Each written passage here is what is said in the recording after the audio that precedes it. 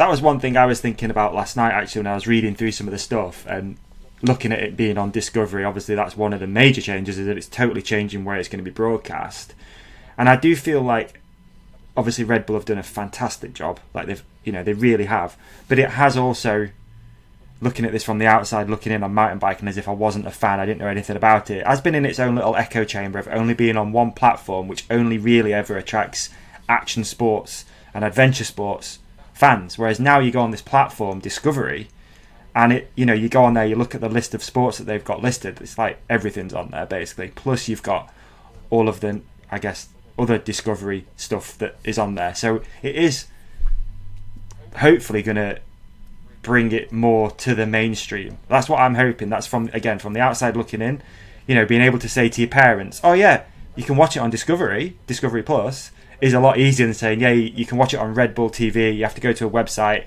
Okay, then I guess some people did have the app, but for me, like, it never worked anyway. But I think that's a positive, but it does add a paywall, which I think they haven't been totally clear on yet, but there is now going to be a paywall, which I think think is £6.99. But where have you seen that? I haven't seen that bit of the information. Well, it says in the press release that it's going to be broadcast on Discovery Plus, right? It does say, hang on, let me find it. It says Between the Lines with Davey. Not so much. Yeah, dude, you're doing investigative journalism. You impressed I could say that? It does say somewhere. It says where it's broadcast. I can't. Okay. So if it's a channel that requires a paywall, is that what you're saying? So you have to. So it says UCI President David Lapartient. Is that how you say it? I don't know. Also, thanks to our partnership with Warner Brothers Discovery, the spectacular downhill racing will benefit from greater exposure that will enchant existing fans and attract new audiences. Okay, it doesn't actually say it there. I've read the wrong bit. It does say it somewhere. I'm just trying. It's hard to. Hey, maybe it says it between the lines. Maybe it says with Davey Burke and Andrew Neatling. So, are you trying to rename my podcast? I don't understand what you're doing there. I just like it. It just has a ring to it. I want to make a jingle instantly. I want to make, yeah. I think it's Vital's podcast is called Between the Lines, is it not? Oh, is it? Great. Mate, we've done 2 other podcast adverts already. And, and Clay Porter's movie was Between the Tapes. Between the Tapes, yeah, that was a good one. That tapes. Okay, it is in here somewhere. I have seen that it says it will be broadcast on Discovery Plus. There you go. And if you go on the Discovery Plus website, it's £6.99 to subscribe. You click on sports, and all the sports are there. What sports you get access to? Mountain biking's on there, cycling's on there, motocross is on there, everything's on there. But it is £6.99 a month. It's a fact. Okay, so it's not free, dude. That's one Starbucks coffee or some bullshit. Like at the same time, yeah. Yes, because something's always been free, doesn't mean that is what it was worth. It's the same as trails here in South Africa. Like, so many are being privatized, professional trail builders. Now, because I help manage and build, I know what it costs to maintain and build these trails, right? So if I hear someone else bitch about a day permit or whatever I have no sympathy to that. So the same goes to this. If they're able to deliver a professional product that's better, that has got awesome commentary, etc., and a highlights package, and it costs that much, that's kind of just where we're at. I don't know what it costs for the channel. I just don't know what to say with it. If your perceived value for $6.99 is a lot more, then it's not a lot of money. And I don't follow road to see what they do with road, but they kind of own road cycling, right? And you can see the play here. If you watch some of the Discovery Plus release where they had Chris Ball on and they had the UCI guy, and then it's Discovery Events is a whole company that specializes in events, that puts on events around the world. So they're all together going to put on, like, they've got all this knowledge from what it seems, and then they're going to use the best bits of that, and then they're going to put on these events, right? So if that's where the future is, and it's $6.99, and so it's $70-odd a year, it's not a lot of money to get good content, I think what I personally want to see from this and the pay-per-view package or whatever you call it is ultimately I want to see riders getting paid better. It's as simple as that. Like, that's all.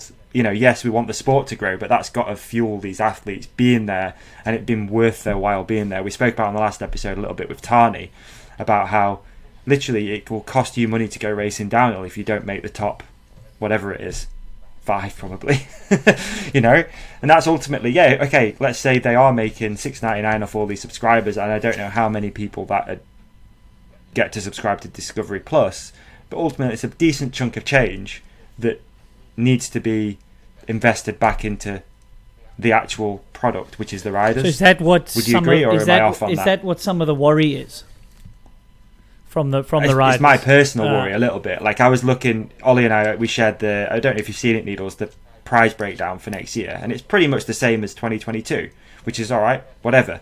But I personally want to see that going in a more upwards trend, let's say. Yeah, I mean, our sport... With the growth of mountain biking and stuff like that. Like, that's what I personally want to see. I want to see riders actually being able to make a real living off doing arguably one of the most dangerous sports in the world. Yeah, I mean, our sport is always... And now having to do it twice. No, fair enough. I mean, if you can get good rights to footage, and Discovery Plus is going to promote you into countries, and then you as a rider can get a knock-on effect of teams getting outside industry sponsors and stuff like that. If that's a way for the money to trickle in, I think that's a positive. Whether it happens or not, I don't know. It's all hypotheticals. But the sport is, as a history, has been a salary-based, bonus-based, compensation-based sport. So I understand the question, but it's quite tough, because that's then just flipping at 180. Now are you saying you want to go to a prize money-based sport, or you just want to see some of the money trickle into the sport? And how do you do that? And who gets what? So in other sports... I mean, you've been a racer. You've been on the scene for a long time as well, like racing. Do you think is it now fairly compensated, would you say? Like, are people that are making the top 30, are they making enough money? Like, is it fair? I don't know. Yeah, I mean, that's a relative term for fair, but I guess, like, as a top few races, from what I'm hearing, like, the salaries have gone up since I left the sport, so that's good. The top guys are making very good money. Now, if we start seeing, here's what's interesting. What about if we start seeing, with a channel that's doing road cycling, if they can start comparing the numbers and reach and compare the industries, but the mountain bikers and the downhillers are selling more TV package time, but they're not getting paid what roadies are getting paid, like, then there's a disconnect. So maybe that could open that door.